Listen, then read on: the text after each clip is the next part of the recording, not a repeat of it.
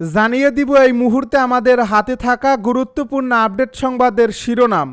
শুরুতেই থাকছে তৃতীয় বিশ্বযুদ্ধের সংখ্যা বাড়ছে, হুঁশিয়ারি হাঙ্গেরির প্রধানমন্ত্রীর।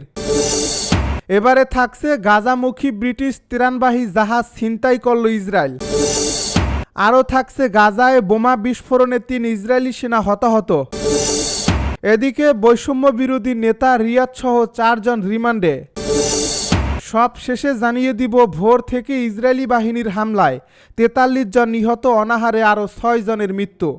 এতক্ষণ শুনছিলেন আপডেট সংবাদের শিরোনাম, এবারে বিস্তারিত।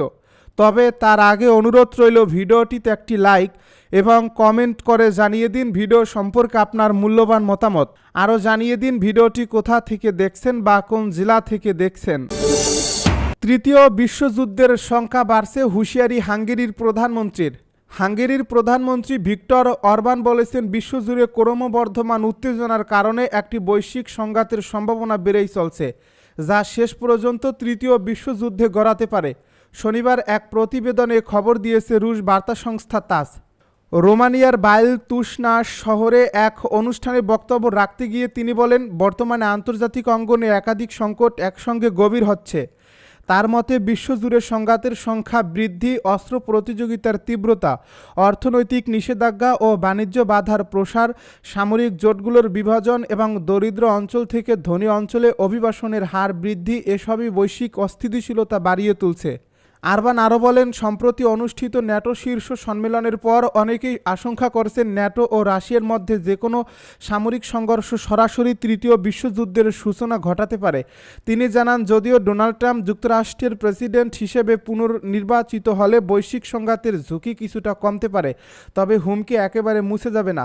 তিনি আন্তর্জাতিক সম্প্রদায়ের প্রতি আহ্বান জানান যেন কেউ এমন কোনো পদক্ষেপ না নেয় যা বিশ্ব পরিস্থিতিকে আরও উত্তপ্ত করে তুলতে পারে অথবা বড় পরিসরে সংঘাতে রূপ নিতে পারে। এদিকে মার্কিন প্রেসিডেন্ট ডোনাল্ড ট্রাম্প জানিয়েছেন, তিনি কম্বোডিয়ার প্রধানমন্ত্রী হুন মানেতের সঙ্গে টেলিফোনে কথা বলেছেন এবং থাইল্যান্ডের অন্তর্বর্তী প্রধানমন্ত্রীর সঙ্গে আলোচনা করেছেন। দুই দেশের মধ্যে চলমান সশস্ত্র সংঘাত নিরসনে তিনি অবিলম্বে যুদ্ধবিরতির আহ্বান জানান। ডোনাল্ড ট্রাম্প ট্রুথ সোশ্যালে লেখেন, আমি কম্বোডিয়ার প্রধানমন্ত্রীর সঙ্গে একটি অত্যন্ত ভালো কথা বলেছি এবং তাকে থাইল্যান্ড ও সেখানকার অন্তর্বর্তী প্রধানমন্ত্রীর সঙ্গে আমরা আলোচনার কথা জানিয়েছি। দুই পক্ষই অবিলম্বে যুদ্ধবিরতি ও শান্তি চায়। তারা আবার যুক্তরাষ্ট্রের সঙ্গে বাণিজ্যিক আলোচনায় ফিরতে চায়, তবে সংঘাত বন্ধ না হওয়া পর্যন্ত আমরা তা অনুপযুক্ত মনে করি। এবার গাজামুখী ব্রিটিশ ত্রাণবাহী জাহাজ ছিনতাই ইসরায়েলের। ফিলিস্তিনের অবরুদ্ধ গাজার দিকে অগ্রসর হওয়া একটি ব্রিটিশ পতাকাবাহী ত্রাণবাহী জাহাজ ছিনতাই করছে ইসরায়েলি নৌবাহিনী। হান্ডালা নামের ত্রাণবাহী এই জাহাজটি ইতালি থেকে ফিলিস্তিনি উপকূলীয় অঞ্চলের দিকে রওনা দিয়েছিল। শনিবার ইসরায়েলি সংবাদ মাধ্যমগুলো এ খবর জানিয়েছে। প্রতিবেদনে বলা হয়েছে, হান্ডালা নামের ত্রাণবাহী এই জাহাজটি ইতালি থেকে ফিলিস্তিনি উপকূলীয় অঞ্চলের দিকে রওনা হয়েছিল। এতে সংসদ সদস্য, চিকিৎসক এবং স্বেচ্ছাসেবক সহ 21 জন নিরস্ত্র কর্মী ছিলেন। প্রেস টিভির মতে, ইসরায়েলি নৌবাহিনীর জাহাজগুলোর কাছে আসার আগে ক্রুরা জাহাজের উপরে একটি ড্রোন ঘোরাফেরা করতে দেখছে। এ পরিস্থিতিতে তারা ডিস্ট্রেস কল জারি করছে। হান্ডালায়া ভ্রমণকারী ইউরোপীয় সংসদের একজন ফরাসি সদস্য এমা ফোররোর ছিনতাইয়ের ঘোষণা দিয়ে বলেন, ইসরায়েল সামরিক বাহিনী এখানে। অনলাইনে প্রচারিত ভিডিও ফুটেজে দেখা গেছে শত্রুরা সতর্কতামূলক ব্যবস্থা হিসেবে তাদের লাইফ জ্যাকেট পরে বসে আছে এবং সংঘর্ষ এড়াতে তাদের হাত উপরে তুলে ধরে আছে। গাজায় বোমা বিস্ফোরণে 3 ইসরায়েলি সেনা হতাহত। ফিলিস্তিনের অবরুদ্ধ গাজায় ইসরায়েলের সামরিক বাহিনীর গাড়িতে রাস্তার পাশে থাকা একটি বোমা বিস্ফোরণে 3 জন হতাহত হয়েছেন। অধিকৃত ফিলিস্তিনের হিব্রু ভাষার সংবাদ মাধ্যমের বরাতে শনিবার এক প্রতিবেদন এ তথ্য জানিয়েছে সংবাদ সংস্থা মেহের। এ প্রতিবেদনে বলা হয়েছে, গাজা উপত্যকায় ইসরায়েলি সেনাবাহিনীর গাড়িতে রাস্তার পাশে বোমার আঘাতে 3 ইসরায়েলি সেনা গুরুতর আহত হয়েছে। পরবর্তীতে ওই সংবাদ মাধ্যম গাজা উপত্যকায় বোমা বিস্ফোরণে 1 জন সেনা নিহত ও আরও 2 জন আহত হওয়ার কথা স্বীকার করছে। স্থানীয় সংবাদ মাধ্যম জানিয়েছে যে ফিলিস্তিনি যোদ্ধারা ইসরায়েলি ও সেনাবাহিনীর একটি সাঁজোয়া কর্মী বহনকারী গাড়ির পথে একটি বোমা বিস্ফোরণ ঘটিয়েছে। হিব্রু সংবাদ মাধ্যম প্রথমে এটিকে তাদের সৈন্যদের জন্য একটি গুরুতর নিরাপত্তা ঘটনা হিসাবে বর্ণনা করছে। বৈষম্য বিরোধী নেতা রিয়াদ সহ 4 জন রিমান্ডে।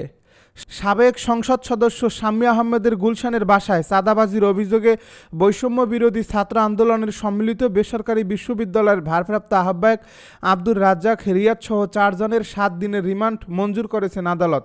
রবিবার ঢাকার অতিরিক্ত chief metropolitan magistrate Mohammad Ziadur রহমানের আদালত শুনানি শেষে এ আদেশ দেন। এদের 4 জনকে 10 দিনের রিমান্ড ও আইনের সংঘাতে জড়িত শিশু মোহাম্মদ আমিনুল ইসলামকে আটক রাখার আবেদন করেন মামলার তদন্তকারী কর্মকর্তা ও গুলশান থানার পুলিশ পরিদর্শক মোখলেসুর রহমান। এ সময় রাষ্ট্রপক্ষের আইনজীবী মোহাম্মদ শামসুদ্দাহা সুমন রিমান্ডের পক্ষে শুনানি করেন। অন্যদিকে আসামি পক্ষে তার আইনজীবী আক্তার হোসেন ভুয়া রিমান্ড বাতিল ও জামিন চেয়ে আবেদন করেন। উভয় পক্ষের শুনানি শেষে আদালত জামিন নামঞ্জুর করে প্রত্যেকের রিমান্ডের আদেশ দেন। ভোর থেকে ইসরায়েলি বাহিনীর হামলায় 43 জন নিহত, অনাহারে আরও 6 জনের মৃত্যু। ফিলিস্তিনের অবরুদ্ধ গাজা উপত্যকা জুড়ে দখলদার ইসরায়েলি বাহিনীর হামলা আরও তীব্র হয়েছে। দুর্ভিক্ষে ভোগা অঞ্চলটিতে ইসরায়েলি হামলায় নিহতের পাশাপাশি অনাহারে বহু মানুষ প্রাণ হারাচ্ছে। হাসপাতাল সূত্রের বরাতে আল জাজিরা জানিয়েছে, রোববার ভোর থেকে ইসরায়েলি বাহিনীর হামলায় 43 জন নিহত হয়েছে। তাদের মধ্যে 29 জন সাহায্যের জন্য ত্রাণ কেন্দ্র অপেক্ষা করছিলেন। একই সঙ্গে গাজার স্বাস্থ্য মন্ত্রণালয় গত 24 ঘন্টায় দুর্ভিক্ষ ও অপুষ্টির কারণে আরও 6 জনের মৃত্যুর ঘটনা রেকর্ড করছে। এদের মধ্যে 2 জন শিশুও রয়েছে, যার ফলে অনাহারে মৃত্যুর মোট সংখ্যা 133 জনে দাঁড়ালো, যার মধ্যে 87 জনই শিশু। ইসরায়েল এবং মার্কিন সমর্থিত গাজা হিউম্যানিটেরিয়ান ফাউন্ডেশন পরিচালিত ত্রাণ কেন্দ্রের কাছে বা সেখানে প্রায় প্রতিদিনই হত্যার খবর পাওয়া যাচ্ছে। গাজার কর্তৃপক্ষ বলছে, খাদ্য সংগ্রহের চেষ্টা করার সময় এখন পর্যন্ত 1000-এর বেশি ফিলিস্তিনি নিহত হয়েছেন। গাজায় দুর্ভিক্ষ নিয়ে জাতিসংঘের বারবার সতর্কতার পর বিশ্ব খাদ্য কর্মসূচি বলছে, অঞ্চলটিতে প্রায় 1/3 মানুষ অভুক্ত অবস্থায় দিন পার করছে। সংস্থাটি গতকাল শুক্রবার এক বিবৃতিতে বলেছে, অপুষ্টি বেড়েই চলেছে, 90,000 নারী ও শিশুর জরুরি চিকিৎসা দরকার। কম্বোডিয়া সীমান্তে 4টি যুদ্ধজাহাজ পাঠালো থাইল্যান্ডের নৌবাহিনী।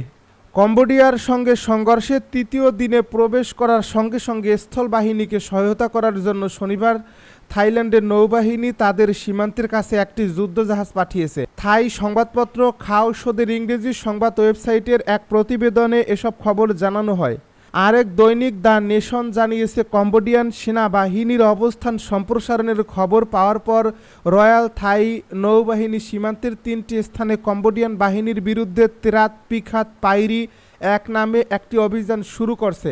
গত 28 মে কম্বোডিয়ার পিরিআহো বিহিয়ার প্রদেশ এবং থাইল্যান্ডের ইবন রাতচাথানি প্রদেশের মধ্যবর্তী বিতর্কিত এলাকায় অবস্থিত টেকো মোরোকোট গ্রাম থেকে থাই ও কম্বোডিয়ান সামরিক উত্তেজনা ছড়িয়ে পড়ে। এরপর থেকে সংঘর্ষের মাত্রা বাড়ছে, ছড়িয়ে পড়ছে আরও অন্যান্য অঞ্চলে। দুই দেশের কর্তৃপক্ষের মতো চলমান সংঘর্ষে নিহতের সংখ্যা বেড়ে দাঁড়িয়েছে 32 জনে, আহত হয়েছেন 130